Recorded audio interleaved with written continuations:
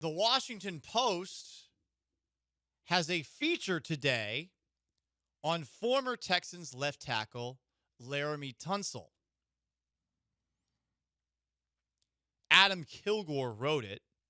Tunsil was asked about that report that last year's Texans offensive line room had become, quote, borderline toxic, end quote. Here's what Tunsil had to say.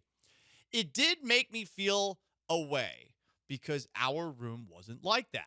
Did we play well? No. Did C.J. Stroud get sacked a lot? Yes. I see where the rumors could be made up and come from, but I feel like we had a great ass room. Agree to disagree. The most frustrating part of last season is that I don't think that Texans offensive linemen would have said, when asked, did we play well? I don't think they would have said no in the middle of last year. I think after the year, especially at the very end, maybe they start saying it around late December, early January. But they were way too, I thought, apathetic about how badly things started. And if you want the most proof of that, take a look at how they responded to all the false starts they were called for in that game against the Minnesota Vikings. But on that front, perhaps it's something else that you can blame Bobby Slowik for. Former Texans offensive line Chris Strausser, who was fired and seemed to be, perhaps last year in the eyes of some, thinking about retirement. He had this to say about the offensive line room when asked if he thought it was toxic. Quote, I don't think our room was good last year. It was a combination of a lot of things. By no means Laremy being the issue or the main one. It was a combination of so many things. A lot of guys trying to figure out an offense that, honestly, we were not that well educated in. Shot fired at Bobby Slowik, that's for sure right there. We did have different personalities in the room. Our chemistry just was not right. But it was not at all Laramy's fault that our chemistry was not right. It really wasn't. There was a lot of things going on, and it just wasn't good enough. My fault. I would point my finger to myself, number one. Classic coach pointing at himself. I would point at Tunsil. Tunsil's supposed to be the leader. I don't think Tunsil has the leadership qualities that you want from a guy that you pay that much money. Tunsil is as good of a player for that kind of money, but you need a little bit more, and I felt like that was lacking from the Texans offensive line room. And right now, I don't know who is that voice in the Texans locker room amongst offensive linemen right now. Is it Titus Howard because he's been here the longest? Like I don't know the answer to that. Howard, Cam Robinson. But he's new, and also he's banged up right now. I would just do like he's an experienced starter in the NFL where, look at all the other guys. It's either guys that are young rookies, your Urseries.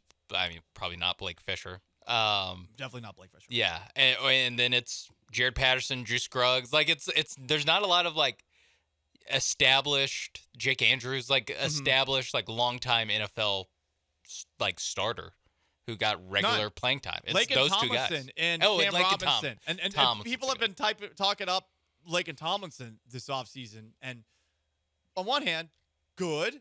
On the other hand, we're talking up Laken Tomlinson as a leader. Okay, that's where we're at. But again, you got to start from somewhere. Yeah. I'm not dumping on this offensive line's possibilities this year, but it is an uphill battle. And right now, the move uphill has been rather slow. More from Chris Strausser. There's more. He was asked about the false starts that Laremy Tunsil got.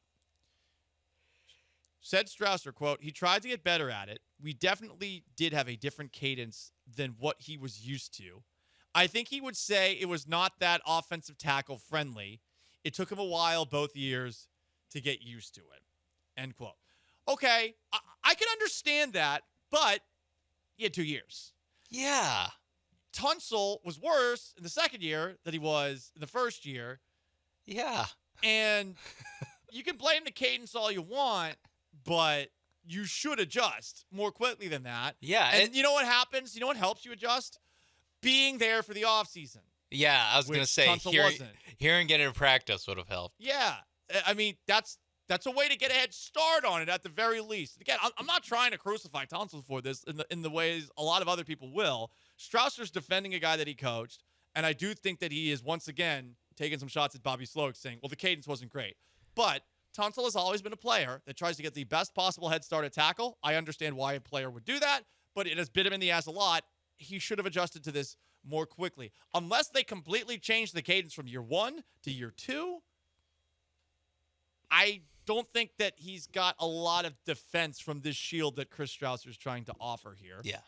Strausser wrapped up saying this in this Washington Post piece, and shout out to Matt Young of the Houston Chronicle for summarizing this so I could not have to subscribe to the Washington Post.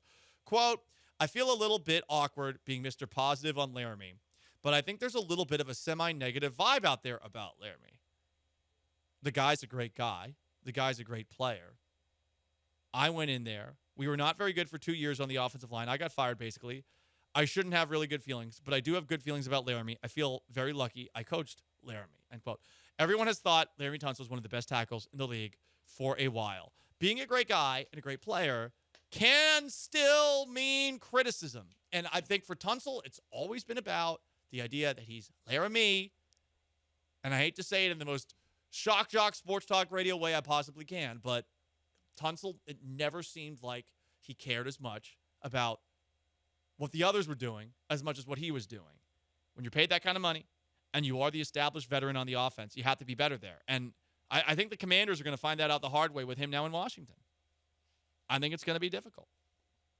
So there you go. That is an update when it comes to Laremy Tunsil in Washington. And Chris Strausser, he's not a coach. Defending his guy. Defending him and taking subtle shots, but shots nonetheless at Texans offensive coordinator. Yeah. No more Bobby Slowik. So is Bobby Slowik, he's the head fall guy, right? He is the, like, even Chris Strausser can go, oh, it's more, it's an offense that no one taught us. That, like, everyone can pass the buck. Everyone, Yes. like, the current Houston Texans can go, well, got Cole Popovich in here, got rid of Strausser, got rid of Laremy.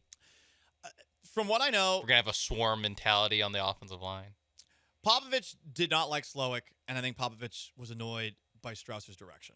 From what I've heard, and I've heard of a couple other stories that I can't necessarily corroborate when it comes to Slowik, but I can see why Slowik lost credibility early. And if you go back to the pre-draft story about Stroud and Slowik that Lance told that a few months ago, like, you can understand how it ended the way that it did. Hopefully this new offensive line coach will make things better, but new offensive line coach and an all new talent, I understand it can't be much worse than it was last year, but at the same time, this is a work in progress at best. By the way, Bobby Slowik is the senior passing game coordinator for the Miami Dolphins. Yeah, I was going to say, it was with the Dolphins. Miami Dolphins. Tyreek Hill's not showing up for practice again. By the way, Tyreek Hill said, hey, I'm going to put in more effort, and doesn't show up for practice. You saw the quote from Mike McDaniel, right? Yes, I did. It's good stuff. It was a funny quote. We'll play that tomorrow. Yeah. It was a funny quote. That's not winning you games, bud. Yeah, no, not. Also kind of bad if that's your takeaway from practice. For sure.